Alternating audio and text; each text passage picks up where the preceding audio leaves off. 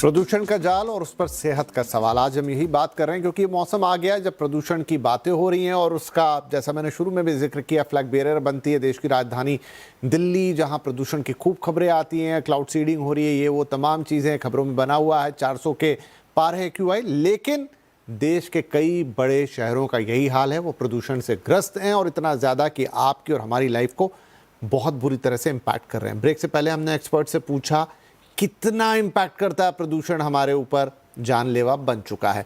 अब क्या हम कुछ कर सकते हैं अपने लेवल पे, कैसे खुद को बचा सकते हैं, क्योंकि हवा तो आप रातों रात खुद से चेंज नहीं कर पाएंगे। एक एक करके मैं लेता हूं अपने एक्सपर्ट से सलाह। डॉक्टर अंशुमन, एक इंडिविजुअल के तौर पे अगर मुझे इस चीज से बचना है, उसका क्या उपाय हो सकता है? बहुत अच्छा, 3 स्तर पे उपाय बताता हूँ। इसमें 2 ग्रुप कर लें। एक वैसे व्यक्ति जो बीमार हैं, मतलब जिनको हार्ट की समस्या, फेफड़े की समस्या या कोई भी immuno compromise condition, specially diabetes और कैंसर है, इनको अलग कर दें। इनको तो proper outdoor activity, outdoor air pollution exposure से कम बचाना है अपने आप को। अगर जरूरत लगे भी बाहर जाने का, N95 N99 मास्क का इस्तेमाल जरूर करें। एक्सेसिव स्ट्रीनुअस एक्सरसाइज ना करें।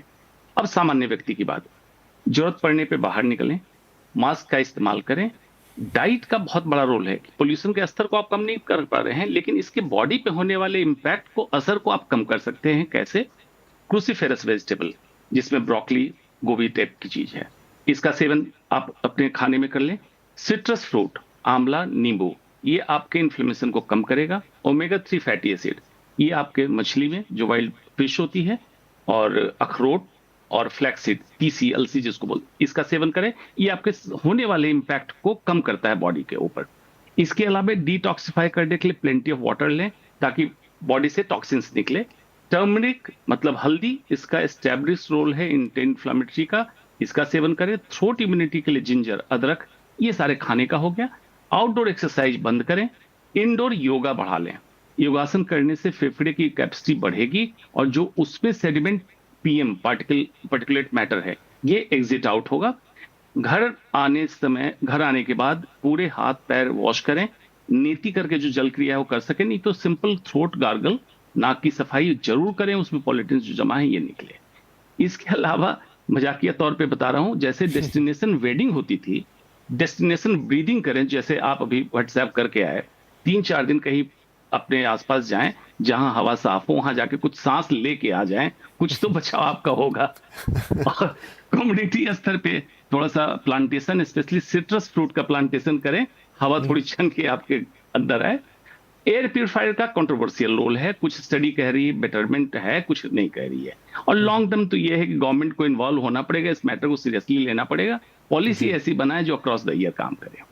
ठीक है डॉक्टर कांतरू, you being a chest specialist, आप क्या सलाह देंगी इसमें? क्या कोई प्रिवेंटिव मेडिसिन हैं या कोई इस तरह की चीज़ें जो एज ए डॉक्टर हम सजेस्ट कर सकते हैं, या फिर कोई और उपाय? कुछ प्लांट्स कहते हैं घर में रख लिए जाएं, उनसे थोड़ी ज़्यादा ऑक्सीजन मिलती है, क्या उस तरह की चीज़ें काम करेंगी? देखिए, प्रिवेंटिव मेडिसिन तो नहीं, लेकिन प्रिवेंशन के तौर पे आप अपनी डाइट को ही ऐसा बनाएं कि वो आपके कई सारे डिजीजेस को प्रिवेंट करे। जैसा कि कहा गया है कि कुछ एक रिस्क ग्रुप्स हैं जिनके अंदर इनकी प्रॉब्लम ज़्यादा हो सकती है, तो वो डिजीजेस अपने अंदर आने से पहले ही आप रोक लें। हमने आजकल देखा है कि काफ़ी तेल भरा तला हुआ खाना और पूरा फैट और कार्बोहाइड्रेट से लदा हुआ खाना कई सारे लोग खाते हैं, इंक्लूडिंग बच्चे। तो शुगर इनटेक जो है वो काफ़ी कम करना होगा, क्योंकि शुगर का हमारे अंदर, हमारी बॉडी के अंदर इतना ज़्यादा रोल नहीं है। जो स्ट्रेनोस एक्टिविटी करते हैं वो थोड़े बहुत ज़्यादा कार्बोहाइड्रेट ले सकते हैं, अदरवाइज जो हमारा कार्बोहाइड्रेट कंटेंट है वो 40 से 50% ही डाइट का पार्ट होना चाहिए। सो अपने प्लेटर को देखें, अपने प्लेटर को यदि आप रंग बिरंगा रखें, इंक्लूडिंग फ्रूट्स जो आप लेते हैं उसमें रंग बिरंगे फ्रूट से अपने प्लेटर को भर लें, वो काफ़ी अच्छा कारगर काम करेगा। रेपिटेशन हो रहा है कि नट्स के अंदर भी एंटीऑक्सीडेंट्स होते हैं, ओमेगा 3 होते हैं जो आपकी इन्फ्लेमेशन को कम करते हैं, वो बहुत ही एक कारगर तरीका है। जल नीति, जिसको हमने काफ़ी समय से, हमारे जो पूर्वज थे वो लोग करते थे, लेकिन हम लोग कहीं ना कहीं भूल गए हैं, इसका एक बहुत अच्छा रोल है। इंक्लूडिंग एलर्जीज़ में जो नाक की एलर्जीज़ होती हैं वो काफ़ी कम हो जाती है, क्योंकि जितने भी आप पल्यूटेंट्स या एंटीजेंस नाक से बाहर निकाल लेते हैं तो ऑब्वियसली वो एलर्जी जो है वो कम हो जाएगी। एयर प्यूरिफायर की बात आई थी, उस पे मैं थोड़ा बहुत जोर देना चाहूंगी, क्योंकि नाइट के समय में जो हमारी मैक्सिमम इम्यूनिटी है बॉडी की बनती है, एंटी टॉक्सिन्स जो है वो मैक्सिमम नाइट के टाइम पे काम करते हैं। तो यदि केवल नाइट के टाइम पे जब आप सोते हैं तो अपने रूम में एक एयर प्यूरिफायर लगाते हैं, तो कहीं ना कहीं हम देखेंगे कि इसका असर कम होगा, स्पेशली विंटर मंथ्स में, जबकि बहुत ज़्यादा पीक पे होता है पोल्यूशन। समर मंथ्स में फिर भी इतना ज़्यादा नहीं होता है। तो इम्पैक्ट को कम करने के लिए उन लोगों में जिनमें कोमॉर्बिडिटीज़ हैं, एटलीस्ट नाइट के टाइम पे ये एयर प्यूरिफायर का इस्तेमाल करना आप ज़रूर सोचें इस चीज़ को। और आसपास जैसे हमने देखा है, घरों के आसपास थोड़ा पानी का छिड़काव करने से भी धूल मिट्टी जो है वो कम होती है। यदि आप ऑनलाइन जैसे हाइब्रिड मोड पे आजकल कई लोग काम करते हैं, तो अपनी जगह को चेंज कर दें। यदि आप एक पोल्यूटेड सिटी में रह रहे हैं, उससे बेहतर आप कहीं टियर 3 सिटी में जाके रहें, गांव में रहें जहां पे एयर साफ हो। आपके पास यदि ऑप्शन है तो ये ऑप्शन जरूर अपनाएं। इसके सिवा जो गवर्नमेंट की जो पॉलिसीज हैं वो अनफॉर्चुनेटली हमने देखा है, कई सालों से हम इस पे चर्चा करते चले आ रहे हैं, ये कहीं भी कारगर नहीं हो पा रही हैं। मेडिसिन जो एंटीऑक्सीडेंट मेडिसिन होती है वो विटामिन सी और ई कहलाती हैं। तो इनको जहां तक हो सके हम नेचुरल सोर्सेज से ही लें।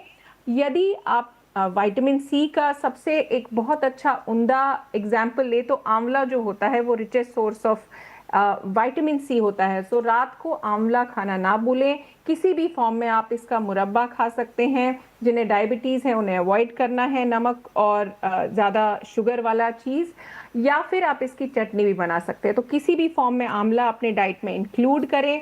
ओमेगा 3 फैटी एसिड्स को ले।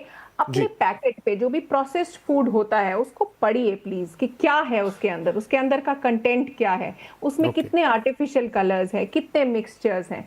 तो यदि आप ये पढ़ेंगे तो कहीं ना कहीं आपको ये भी एहसास होगा कि हम एक गार्बेज तरीके का खाना खा रहे हैं, ये हमें नहीं खाना है।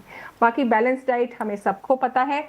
जहां तक हो सके घर का बना खाना खाएं, जिससे कि आपकी बॉडी इम्यूनिटी बढ़ जाए। तो आई थिंक किसी भी फॉर्म। हाँ, तो मुझे लग रहा है जो आप दोनों ने बहुत सारी बातें बताई हैं और उसमें एक जो सबसे कॉमन बात है और शायद उसका सबसे ज़्यादा इम्पैक्ट भी होगा क्योंकि वही हमारे इंटरनल सिस्टम को मजबूत करेगा, वो है आपका भोजन। उसे अब थोड़ा सा यहाँ पर दिक्कत यह है कि यही वो 2-3 महीने होते हैं जब आप सबसे ज़्यादा खाते हो। कुछ लोग तो इंतज़ार करते हैं ठंड का कि ठंड आएगी तो बढ़िया बढ़िया चीज़ें खाएंगे, थोड़ी तली गली चीज़ें खाएंगे, ये खाएंगे वो खाएंगे। उससे थोड़ा दूर रहिए क्योंकि अभी अभी त्यौहार गए हैं और आगे भी सिलसिला न्यू ईयर तक चलता रहेगा। ऐसे में मीठा खाना, कार्बोहाइड्रेट ये काफ़ी आता है, संतुलित खाइए। शादी ब्याह का भी सीज़न रहता है, वहाँ भी वही तला गाना खाना, उससे भी थोड़ा जब आप ये ध्यान में रखेंगे बचिए। तो ये एक आपका इंटरनल उपाय है और बाकी जो भी सप्लीमेंट्स और बातें डॉक्टर साहब ने यहाँ कही हैं हमारे दोनों, वो आपने नोट की हो करिए। और जिन लोगों के पास कैपेसिटी की वो जगह थोड़ा मूव कर सकते हैं, कहीं और जा सकते हैं, वो उपाय भी कारगर हो सकता है ताकि आपकी थोड़ी ब्रीदिंग बेहतर हो जाए किसी साफ स्वच्छ जगह पर जाके। बहुत बहुत धन्यवाद आप दोनों का ही, क्योंकि एक बड़ा इम्पॉर्टेंट टॉपिक जिसमें हम नीतियों पे तो ज़्यादा जोर नहीं लगा सकते एज एन इंडिविजुअल, वो सरकार का काम है और लॉन्ग टर्म का काम है, उस पर अलग कार्यक्रम करेंगे। लेकिन एक इंडिविजुअल के तौर पे कैसे पोल्यूशन को पहचानें और उसके लिए खुद की सुरक्षा कैसे करें, वो आप दोनों ने जानकारी दी। आपका बहुत बहुत आभार। नमस्कार।